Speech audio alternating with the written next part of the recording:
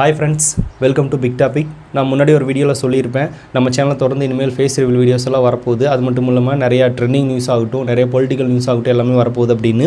So இப்போ ட்ரெண்டிங்காக social மீடியாஸில் அதிக அளவில் வைரல் ஆகிட்டு இருக்கிற ஒரு நியூஸ் அப்படின்னா எல்லாருக்கும் தெரிஞ்சிருக்கும். பராசக்தி vs பராசக்தி அப்படின்னு, அதாவது சிவகார்த்திகேயன் vs விஜய் ஆண்டனி அப்படின்னு தான் சொல்லணும். ஸோ இவங்க ரெண்டு பேரோட படங்களுக்குண்டான டைட்டில் வந்து ஒரே நாளில் ரிலீஸ் பண்ணாங்க, ஒரே மாதிரியான டைட்டில் ரிலீஸ் பண்ணாங்க. அதுதான் பார்த்தோன்னா இப்போ டாப்பிக்காக போயிட்டுருக்கு. இதுக்கு ஒரு சைடு பார்த்தோன்னா விஜய் ஆண்டனி அவர்கள் வந்து ரொம்பவே தொடர்ந்து போராடிட்டு இருக்காரு அந்த டைட்டிலுக்காக. இன்னொரு சைடு சிவகார்த்திகேயன் அவர்கள் வச்சு ட்ரோல் பண்ணிட்டு இருக்காங்க. எதுக்காக அப்படின்னா, சிவகார்த்திகேயன் அவர்கள் இது வரைக்கும் ஒரு படத்துக்கு கூட சொந்தமாக டைட்டில் வச்சது கிடையாது, எல்லா படங்கள்லேருந்து காப்பி அடித்து தான் வச்சுட்டு இருக்காரு. ஸோ இவருக்கு ஒரு சொந்தமாக டைட்டில் கூட வைக்க தெரியலையா அப்படிங்கிற ஒரு டாப்பிக்கும் போயிட்டுருக்கு.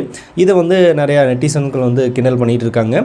இன்னொரு சைடு விஜய் ஆண்டனி, ஸோ அவருக்கு பார்த்தோம்னா எல்லாமே வந்து பிரச்சனை கொடுக்குறாங்க. அவங்க ஃபேமிலியிலும் பல பிரச்சனை, படத்துலையும் பல பிரச்சனை, அவர் நேர்லையும் பல பிரச்சனை அப்படின்னு அவருக்கு சப்போர்ட்டாக நிறைய பேர் போயிட்டுருக்காங்க.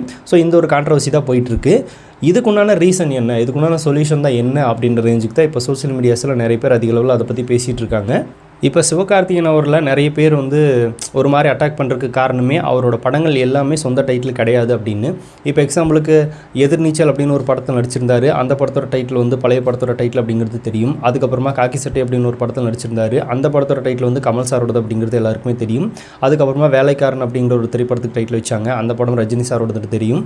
அதுக்கப்புறமா வந்து இப்போ மாவீரன் அப்படின்னு ஒரு படத்தில் நடித்தார், அந்த படத்தோட டைட்டில் வந்து ரஜினி சாரோட தான்.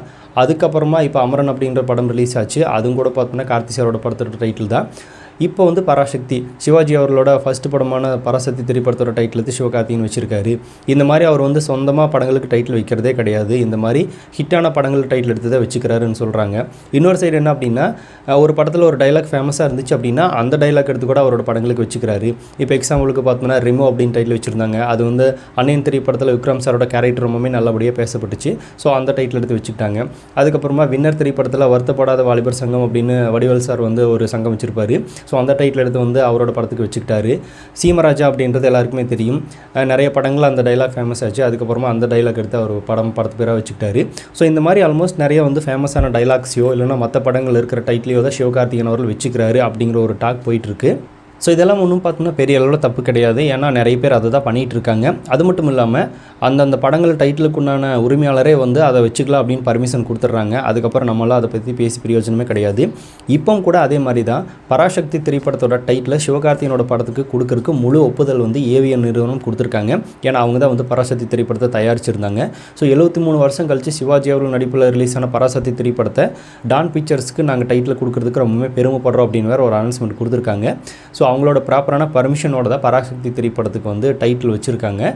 ஆனால் விஜய் ஆண்டனி அவர்கள் பராசக்தி அப்படின்னு டைட்டில் வச்சுருக்காரு. ஆனால் இது பார்த்தோம்னா தமிழில் கிடையாது, மற்ற லாங்குவேஜஸ்க்கு செட் ஆகிற மாதிரி தான் வந்து பராசக்தி அப்படின்னு டைட்டில் கொண்டு வந்திருக்காங்க.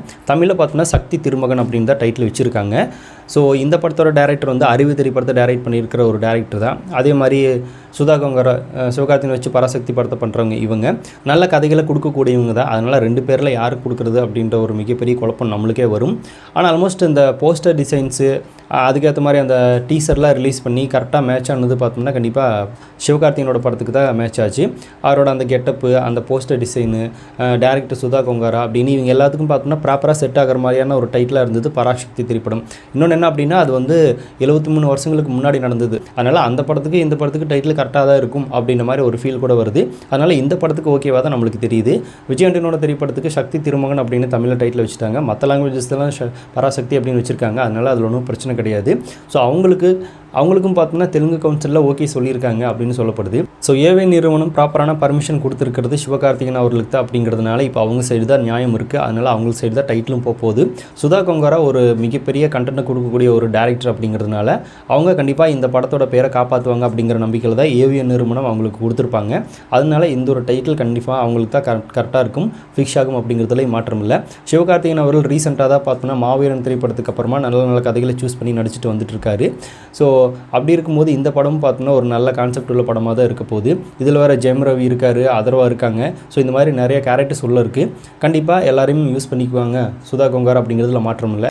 சிவகார்த்திகேயன் அவர்களும் பார்த்தோம்னா புது வெரைட்டியான ஸ்டோரிஸ் செலக்ட் பண்ணிகிட்டு இருக்காரு. டைட்டில் மட்டும் பார்த்தோம்னா இந்த மாதிரி இல்லாமல் அவரும் பார்த்தோம்னா கொஞ்சம் புதுசாக அவரோட சொந்த டைட்டிலுக்கு ஏற்ற மாதிரி டைட்டில் ஏதாவது வச்சாங்க அப்படின்னா ரொம்பவே நல்லாயிருக்கும் அப்படிங்கிறது நம்மளோட ஒப்பீனியனாக சொல்லிக்கலாம். ஸோ இதை பற்றி நீங்கள் என்ன நினைக்கிறீங்க அப்படிங்கிறத கமெண்ட்டில் ஷேர் பண்ணுங்கள். இன்னும் பிக் டாபிக் சேனலில் யாராவது சப்ஸ்கிரைப் பண்ண வந்தால் மறக்காமல் சப்ஸ்கிரைப் பண்ணிக்கோங்க. நிறைய ட்ரெண்டிங் நியூஸ் ஆகட்டும், பொலிட்டிக்கல் நியூஸ் ஆகட்டும் நிறைய நம்ம சேனலில் தொடர்ந்து வரப்போகுது.